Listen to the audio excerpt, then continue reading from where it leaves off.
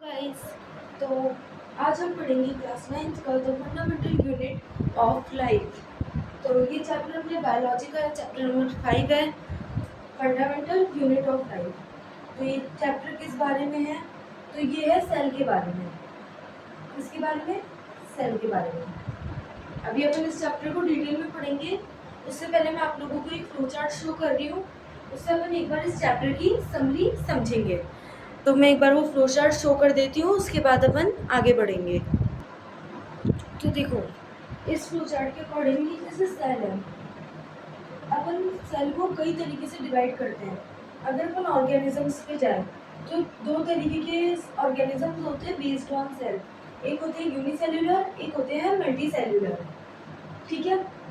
और अगर सेल को कंपोनेंट्स की बेस पे डिवाइड करें तो होते हैं एक 6 तरीके के, नहीं 5 तरीके के। पीएमसीएम का मतलब है प्लाज्मा मेम्ब्रेन या फिर सेल मेम्ब्रेन। ये क्या होती है? Outer most covering animal cell की, और प्लांट सेल में होती है बट वो आउटर मोस्ट नहीं होती। प्लांट सेल में आउटर मोस्ट आती है सेल वॉल। ध्यान रखना ये डिफरेंस की एनिमल सेल में आउटर मोस्ट प्लाज्मा मेम्ब्रेन है और प्लांट सेल में सेल वॉल। फिर होता है न्यूक्लियस। न्यूक्लियस दो तरीके के होते हैं, प्रोकैरियोटिक, यूकैरियोटिक। मतलब न्यूक्लियस के बेस पे दो तरीके के सेल होते हैं, प्रोकैरियोटिक सेल, यूकैरियोटिक।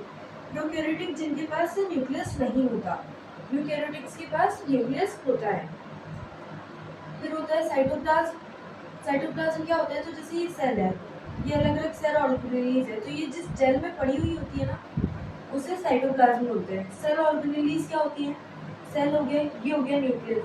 अब यहाँ पे बहुत सारी ऑर्गेनेलीज होती है। जैसे अपनी बॉडी में ऑर्गन्स होते हैं, एक सेल में ऑर्गेनेलीज होती है, उन्हें नाम दिया गया सेल ऑर्गेनेलीज। सेल ऑर्गेनेलीज 6 तरीके की होती है। एंडोप्लाज्मिक रेटिकुलम, ईआर का मतलब है एंडोप्लाज्मिक रेटिकुलम, है ना। तो अब देखो, एंडोप्लाज्मिक रेटिकुलम ये क्या काम करता है? ये प्रोटीन सिंथेसिस, डिटॉक्सिफिकेशन, इन सब का काम करते हैं। नेटवर्क फॉर्म करते हैं न्यूक्लियस के लिए। इतना ही है। इसके दो पार्ट्स होते हैं, एक एसईआर, आरईआर। बाकी अपन इसको अभी डिटेल में पढ़ेंगे। तो एसईआर जो होता है वो होता है स्मूथ एंडोप्लाज्मिक रेटिकुलम। इस पे राइबोसोम्स नहीं होते, इसलिए ये स्मूथ होता है। ये कैसे है ये? और रफ वाला कैसा होता है? ऐसे ऐसे, इसमें राइबोसोम्स लगे होते हैं, ये राइबोसोम्स है। राइबोसोम्स क्या होते हैं वो भी अपन आगे डिस्कस कर लेंगे। तो देखो, जो एसईआर है, स्मूथ एंडोप्लाज्मिक रेटिकुलम, ये प्रोटीन्स सिंथेसिस नहीं करेगा। ध्यान रखना इस चीज़ को, क्योंकि प्रोटीन फैक्ट्री होती है राइबोसोम्स, जो कि अपन आगे डिस्कस करेंगे। आरईआर का मेन काम है प्रोटीन सिंथेसिस का। ठीक है। और जो एसईआर है, एसईआर करते हैं लिपिड्स का सिंथेसिस। ठीक है, यहाँ तक हो क्लियर। आगे अपन इस पूरी चार्ट में एक एक चीज़ को डिटेल में डिस्कस करने वाले हैं। गोल्गी बॉडी या गोल्गी अपैरेटस। गोल्गी बॉडी का क्या काम होता है?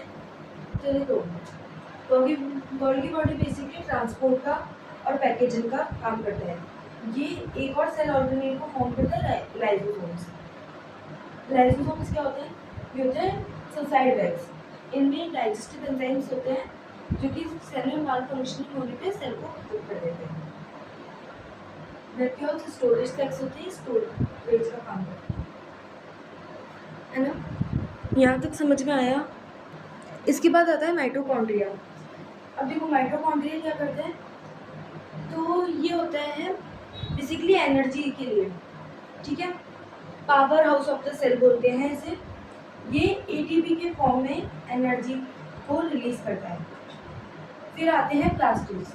ये भी 3 तरीके के होते हैं, क्रोमोप्लास्ट, ल्यूकोप्लास्ट और क्लोरोप्लास्ट। क्रोमोप्लास्ट क्या होता है? जो कलर्ड पार्ट होता है। ल्यूकोप्लास्ट स्टोरेज का काम करते हैं अगेन, है ना। और क्लोरोप्लास्ट क्लोरोफिल, ग्रीन कलर का जो पिगमेंट होता है लीव्स में बेसिकली। तो ये फ्लो चार्ट आई होप आपको क्लियर हो गया होगा। इसी पे अगर अपन आगे अभी और डिस्कस करेंगे। अब चैप्टर को अच्छे से स्टार्ट करने से पहले एक क्वेश्चन है, what is cell? Basically cell क्या होता है? तो सेल होता है fundamental unit of life. Fundamental unit of life जो कि चैप्टर का नेम है, और दूसरा आंसर लिख सकते हैं जो कि एकदम मतलब परफेक्ट रहेगा, structural and functional unit of life.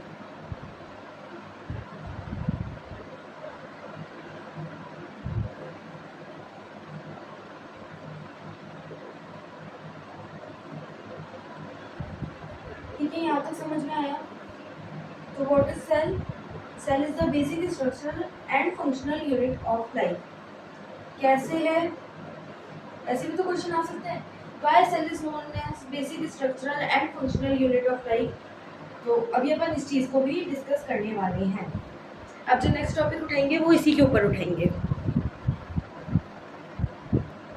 I know इस बार थोड़ी हैंडराइटिंग बेकार रही है, बट एक बार कॉन्सेप्ट पे ध्यान दें। मल्टी सेल्यूलर जो ऑर्गेनिजम्स होते हैं जो कि एक से ज़्यादा सेल से बने होते हैं, ठीक है, वो कैसे? तो अभी अपन ने बोला था स्ट्रक्चरल और फंक्शनल यूनिट ऑफ लाइफ है। अब वो समझो, हर एक सेल है, सेल का अपना एक डिफरेंट फंक्शन होगा। जब बहुत सारे सेल कंबाइन होते हैं तो एक टिश्यू बनता है ना। एक टिश्यू का अपना अलग फंक्शन होगा, फिर बहुत सारे टिश्यू मिलेंगे, एक ऑर्गन बनाएंगे, जैसे कि किडनी, लंग, और इनके भी अपने अलग अलग फंक्शंस होते हैं। फिर आता है ऑर्गन सिस्टम, है ना। जब बहुत सारे ऑर्गन्स कंबाइन होंगे तो एक ऑर्गन सिस्टम बनेगा, जैसे नर्वस सिस्टम होगा, डाइजेस्टिव सिस्टम हो गया, ऐसे। और जब बहुत सारे ऑर्गन सिस्टम कंबाइन होते हैं तो जाके एक मल्टी सेल्यूलर ऑर्गेनिज्म होता है, जैसे कि आपको, मैं, और भी बहुत सारे। अब बहुत सारे ऑर्गन सिस्टम कैसे कंबाइन है, क्वेश्चन आ सकते हैं, मतलब आप लोगों के माइंड में आ सकते हैं, पेपर में नहीं। कि देखो, जैसे नर्वस सिस्टम है, डाइजेस्टिव सिस्टम है, तो जब ये बहुत सारे सिस्टम कंबाइन हो गए तो क्या बनेगा? एक ऑर्गेनिज्म बनेगा। बस यही था। अब आपको आई होप उस क्वेश्चन का भी आंसर मिल गया होगा कि how cell is known as structural and functional unit of life. तो अब अपने पास जो नेक्स्ट टॉपिक है वो है डिस्कवरी ऑफ सेल। तो सेल किसने डिस्कवर किया? इसमें सबसे पहला जो नाम आता है वो आता है रॉबर्ट हुक का। इनने सेल को कब डिस्कवर किया? 1665 में। इनने क्या किया था, एक पेड़ होता है ना, तो पेड़ की एक बार जानते हो, आउटर कवरिंग पेड़ की, हाँ, इसको उठाया, इसमें एक माइक्रोस्कोप सेट किया ऐसे, और यहाँ पे देखा तो इन्हें बहुत सारे हनीकॉम लाइक स्ट्रक्चर दिखे इस तरीके से, कुछ ड्राइंग अच्छी नहीं है बट ठीक है, कुछ इस तरीके से स्ट्रक्चर दिखे। इनने उसको नाम दिया सेल। सेल एक लैटिन वर्ड से आया है जिसका मतलब होता है अ स्मॉल रूम, ठीक है, ये समझ आया। पर इनने जो सेल डिस्कवर किए थे वो किए थे डेड सेल, क्योंकि यहाँ पे जो आउटर कवरिंग पे जो सेल्स होते हैं वो डेड सेल्स होते हैं, ठीक है। अभी आगे पढ़ेंगे कि लिविंग सेल की डिस्कवरी किसने की एंड ऑल। इसके बाद नेक्स्ट साइंटिस्ट आते हैं एंटोनी वैन ल्यूनी। कब आते हैं? 1674 में। इनने क्या किया था? इनने लिविंग सेल को डिस्कवर किया था। क्या किया था? लिविंग सेल को डिस्कवर, ठीक है। लिविंग सेल को इन्हें कैसे डिस्कवर किया? इनने वाटर में ऐसे छोटे छोटे इन्हें कीड़ों को या बेसिकली सेल्स को, मतलब होते हैं ना यूनिसेल्युलर ऑर्गेनिजम्स, उनको देखा था एक इम्प्रूव्ड माइक्रोस्कोप की हेल्प से, ठीक है, समझ में आ गया। अब नेक्स्ट टॉपिक पे आते हैं। इसके बाद जो नेक्स्ट साइंटिस्ट थे वो थे रॉबर्ट ब्राउन। अब देखो इनने क्या किया? इनने किया था न्यूक्लियस को डिस्कवर। जो भी अपन ने पढ़ा था ना, सेल में एक न्यूक्लियस होता है, जैसे ये सेल है, यहाँ पे न्यूक्लियस होता है, तो इनने इस न्यूक्लियस को डिस्कवर किया था। जस्ट नाम याद रख लेना और क्या किया था याद कर लेना। ईयर वगैरह याद करने की इतनी ज़्यादा ज़रूरत नहीं है, रॉबर्ट हुक का याद कर लेना, वो इम्पॉर्टेंट है। अब नेक्स्ट साइंटिस्ट है जॉनेस पर्किंजी। इनने क्या डिस्कवर किया था? तो इनने डिस्कवर किया था प्रोटोप्लाज्म, ठीक है। प्रोटोप्लाज्म क्या होता है? तो प्रोटोप्लाज्म होता है साइटोप्लाज्म प्लस न्यूक्लियोप्लाज्म। अभी अपन इसको आगे पढ़ेंगे इसी चैप्टर में, ज़्यादा कंफ्यूज होने की ज़रूरत नहीं है, ठीक है। तो यहाँ तक आई होप क्लियर हो गया होगा। अब अपन आगे बढ़ते हैं इस चैप्टर में। तो देखो, अब जो सेल थ्योरी है वो किसने दी थी? तो Matthews Seddon Shawan and Rod Ridge, ये सबसे लास्ट में आए थे और इनने लास्ट में बस अपना एक पॉइंट ऐड ऑन किया था। सेल थ्योरी में टोटल 3 पॉइंट्स थे, तो उनमें से लास्ट वाला पॉइंट इनका है, बाकी ऊपर के 2 पॉइंट्स इन दोनों ने मिलकर दिए थे। ठीक है, तो मैं एक बार आपको बता देती हूँ सेल थ्योरी क्या थी, उसके 3 पॉइंट्स इन टोटल। ठीक है, तो देखो सेल थ्योरी के 3 पॉइंट्स हैं। All organisms are composed of one और मोर सेल्स, या यूनिसेल्युलर या मल्टीसेल्युलर आ गया। ठीक है, all cells arise from pre existing cells. इसके लिए अभी अपन आगे एक प्रोसेस पढ़ेंगे इसी चैप्टर में, सेल डिवीजन 8th में भी पढ़ा होगा, अपन 9th में भी उसको कवर करने वाले हैं। ठीक है, और तीसरा जो आखिरी पॉइंट अपन ने पहले ही पढ़ लिया है, cell is the basic structural and functional unit of life. ये सेल थ्योरी इंपॉर्टेंट है, मैं एक और स्टार लगा देती हूँ, इसको अच्छे से कर लेना। ठीक है, अब देखो ऑर्गेनिजम्स के बारे में अपन कई बार बात कर चुके हैं कि वो कितने पार्ट्स में डिवाइडेड है, यूनिसेल्युलर एंड मल्टीसेल्युलर। यूनिसेल्युलर की एग्जांपल क्या है, अमीबा और बैक्टीरिया। मल्टीसेल्युलर की ह्यूमन और प्लांट्स। अच्छा, प्लांट्स सारे मल्टीसेल्युलर होते हैं, एक एक्सेप्शन है, एक्सेप्शन बहुत सारे हैं बट एक एक्सेप्शन जो मैं अभी आपको बता देती हूँ, क्लेमाइडोमोनास। हाँ, याद रखना इतना जरूरी नहीं है। Kind of algae, kind of algae है ये। ठीक है, यहाँ तक क्लियर हो गया। तो देखो अब अपन जो नेक्स्ट टॉपिक उठाएंगे वो उठाएंगे prokaryotic and eukaryotic cell. Prokaryotic cells क्या होते हैं, जिनके पास वेल डिफाइंड न्यूक्लियस नहीं है, वेल डिफाइंड न्यूक्लियस नहीं है। इनके पास एक रीजन है, मतलब एक एरिया है, उसको क्या बोलते हैं, न्यूक्लियस, न्यूक्लियोइड। स्पेलिंग देख लेना एक बार, कंफ्यूज टू, न्यूक्लियोइड है ना। वही जो यूकैरियोटिक सेल्स होते हैं, इनके पास वेल डिफाइंड न्यूक्लियस होता है। क्या वेल डिफाइंड न्यूक्लियस होता है।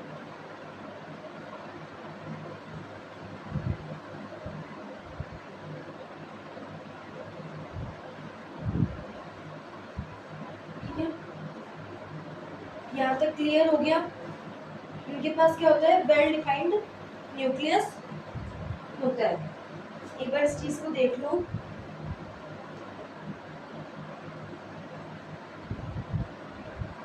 और देखो इनकी जो साइज होती है ना वो स्मॉल होती है। ठीक है, ये भी छोटी होते हैं बट इनसे तो थोड़े से बड़े होते हैं, लाइक 1 to 10 UM, और ये होते हैं 10 to 100 UM। अभी मैं इसके एक डिफरेंस का एक पूरा टेबल बना दूंगी, उसको एक बार देख लेना और मैं इस पर समझा भी दूंगी, तो आपको ये चीज़ भी क्लियर हो जाएगी। ठीक है, अब आगे बढ़े, बताओ चले आगे। चलो मैं एक बार वो टेबल बना देती हूँ। ये है इनके मेजर डिफरेंसेस। तो प्रोकैरियोटिक सेल में होता है एक वेल डिफाइंड न्यूक्लियस नहीं होता है इसके पास एक रीजन होता है जिसको अपन न्यूक्लियोइड बोलते हैं। यूकैरियोटिक के पास वेल डिफाइंड न्यूक्लियस होता है। प्रोकैरियोटिक के पास कोई मेम्ब्रेन बाउंड ऑर्गेनेली नहीं होती, इसके पास मेम्ब्रेन बाउंड ऑर्गेनेलीज होती है। जो डीएनए होता है, सेल में अपना एक डीएनए होता है, आगे अपन इस टॉपिक को बहुत डिटेल में कवर करेंगे, वो साइटोप्लाज्म में होता है, और जो इसमें होता है वो न्यूक्लियस होता है। साइटोप्लाज्म और न्यूक्लियस में क्या फर्क है, देखो जैसे ये सेल है, अब ये न्यूक्लियस है तो डीएनए यहाँ पे होगा, लेकिन इसके पास जो है ना, इसके पास न्यूक्लियस ही नहीं है, तो साइटोप्लाज्म में ही डीएनए फैला हुआ है। साइटोप्लाज्म मतलब अभी बताया था थोड़ा टाइम पहले, जेली लाइक एरिया होता है। ठीक है, ये क्लियर हो गया। अब इसमें एक सिमिलैरिटी भी होती है, ये जो है ना इसमें एक सिमिलैरिटी होती है, वो क्या होती है, दोनों में राइबोसोम प्रेजेंट होते हैं। राइबोसोम्स क्या होते हैं, ये प्रोटीन सिंथेसिस का काम करते हैं बेसिकली। सिर्फ ये इकलौती ऐसी ऑर्गेनेली है जो प्रोकैरियोटिक में भी होती है, यूकैरियोटिक में भी होती है। और प्रोकैरियोटिक के पास सिर्फ यही एक सेल ऑर्गेनेल है और कोई सेल ऑर्गेनेलिटी नहीं होती है। ठीक है, क्लियर। अब देखो सेल जो होते हैं ना वो डिफरेंट साइजेस के और शेप्स के होते हैं। तो पहले अपन डिफरेंट शेप्स के सेल्स के बारे में जानेंगे। तो सबसे पहले है न्यूरॉन। ये होता है long and thread like structure बोलते हैं इसे। और ये जो होता है ये लॉन्गेस्ट सेल होता है ह्यूमन बॉडी में। फिर आता है ओवम, ठीक है, इसकी शेप अलग होती है, ये लार्जेस्ट सेल होता है। फिर ब्लड सेल होता है। ब्लड सेल जो होता है वो स्पेरिकल शेप सेल में आता है। फिर स्मूथ मसल सेल आता है, ये जो होता है ये होता है स्पिंडल शेप। फिर आता है स्पर्म, ये वाला जो होता है ये टेल शेप होता है। ठीक है, ये क्लियर हो गया। तो अब जो नेक्स्ट टॉपिक है वो है सेल साइज। इस टॉपिक को पढ़ के आज के लेक्चर को अपन एंड करेंगे। सेल साइज देखो, लार्जेस्ट सेल जो होता है वर्ल्ड में बात हो रही है वो होता है ऑस्ट्रेजेल। इससे बड़ा अभी तक तो कोई नहीं मिला है। ठीक है, और जो स्मॉलेस्ट होता है वो होता है माइकोप्लाज्मा। इससे छोटा भी अभी तक नहीं मिला है, हो सकता है होंगे बट अभी तो इससे छोटे या इससे बड़ा सेल नहीं मिला है। सिंगल सेल की बात हो रही है। तो आई होप कि आपको ये आज का लेक्चर क्लियर हुआ होगा। Bye bye. अब मिलते हैं इसी चैप्टर के सेकेंड लेक्चर के साथ। उसमें अपन आगे के टॉपिक्स को कवर करेंगे। टोटल ये चैप्टर बेसिकली 3 से 4 लेक्चर में होगा, जिसमें अपन हर एक टॉपिक को, जैसे कि ये थोड़ा सा इंट्रो वाला हो गया, ये काइंड ऑफ इंट्रो वाला हो चुका है। इसमें सेल थ्योरी याद कर लेना, इनके नाम याद कर लेना कि लार्जेस्ट ये है, स्मॉलेस्ट ये है। ठीक है ना। सेल की साइज का उतना ज़्यादा इम्पोर्टेंट नहीं है याद करना, चाहो तो कर लेना। एक सेल की डिस्कवरी में रॉबर्ट हुक 1665 है ना, और उन्होंने डेड सेल डिस्कवर किए थे, इतना याद कर लेना। 4 साइंटिस्ट थे, उसके लिए अपन एक ट्रिक भी यूज़ कर सकते हैं, RART। Robert Brown, Antonie van Leeuwenhoek, Robert Hooke, Antonie van Leeuwenhoek, Robert Brown और पुरकिंजी। इनके अलग अलग फंक्शन है, वो मैंने आपको समझा दिए सबसे पहले ही। तो ठीक है, चलो बाय। और एक बार ज़रूर से बता देना कि आज का लेक्चर कैसा लगा। अगर अच्छा लगा तो बता देना, और बुरा लगा तो भी बता देना। बाय।